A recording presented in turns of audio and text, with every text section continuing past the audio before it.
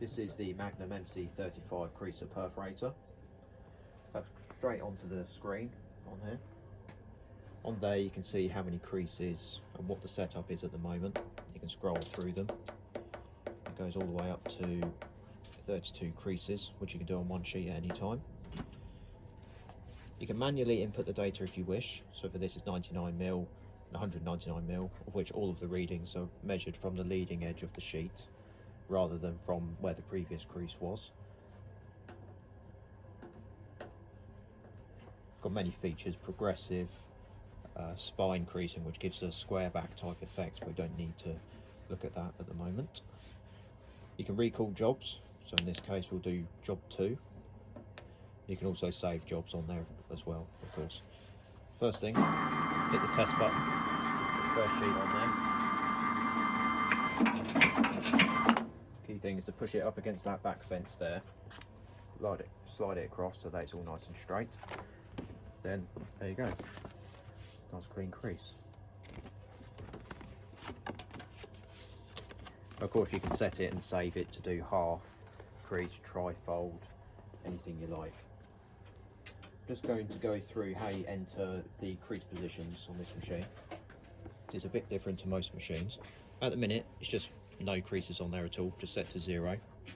Push M, input CR data, which is the crease data. What you want to do is measure from the leading edge of the sheet to the first crease, which for A4 trifold, which I'll do now, is 99mm.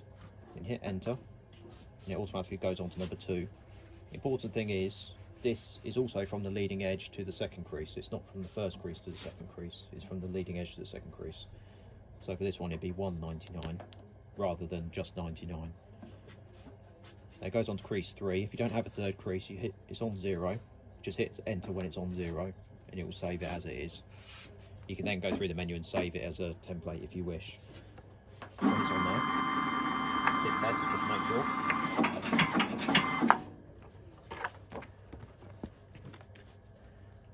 It's pretty good, but if you did want to adjust it,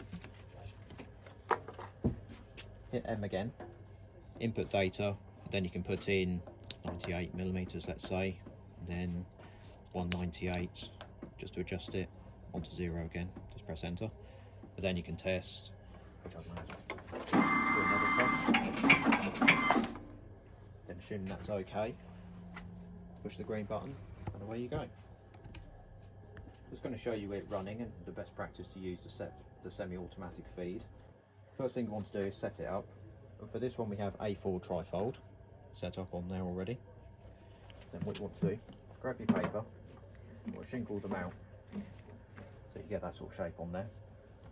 What you tend to do is push it up against this back guide, which is fixed.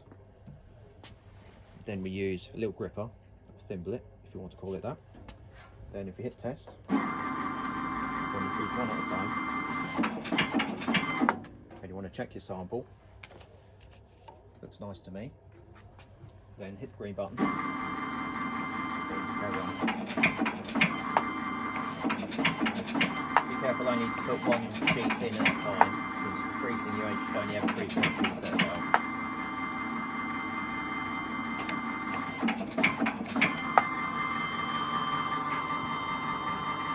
Just going to show you the sniper technology that this machine includes.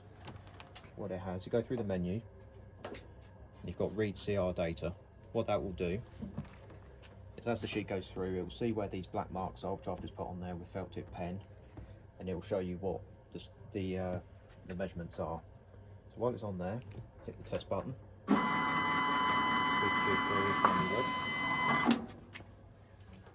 So that's gone through. Then when you look at the screen, you see it says 32.3, 148.2. If you scroll through, 251, 346, and that equates to the distance from the leading edge for all of these marks. What you can also do, if you wish, you can also do read and test, which is, it will read the marks and it will crease at the same time. So we'll just do that.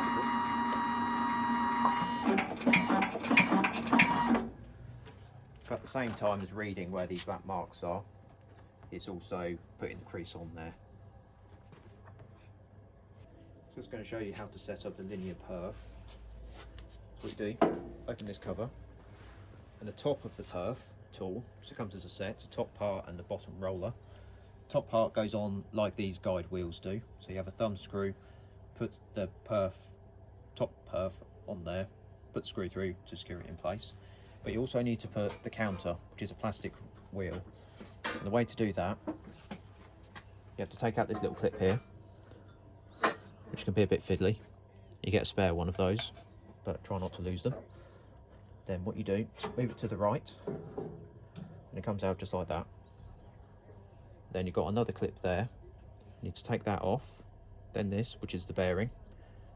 And then you've got these grub screws here. You move those, put where your plastic roller goes, and then you put your guide wheels back on where they need to be. One thing to take note is that it's got a gear here which has got grease on it, but there's also a belt just in there, which might be hard to see. But when this goes back in there, just to make sure that it does locate onto that belt, which is quite easy to do, so it's not a major problem. On the same video, you can change the crease bar in this as well. So you can, in theory, you can have linear perforating and perforating on the bar at the same time. The way that you do that, just undo the screw slightly, move that out of the way. And you've got a little lever here, which you move that way. Then you've got that bar there, it just pulls out like that. And that's the creasing bar. So you've got the top bar and you've got the matrix underneath. You can also put that in upside down, so you can have the creasing going the other way as you put the paper through the machine. And as I said, you can get perforating tools to work like this as well, which simply just slide in.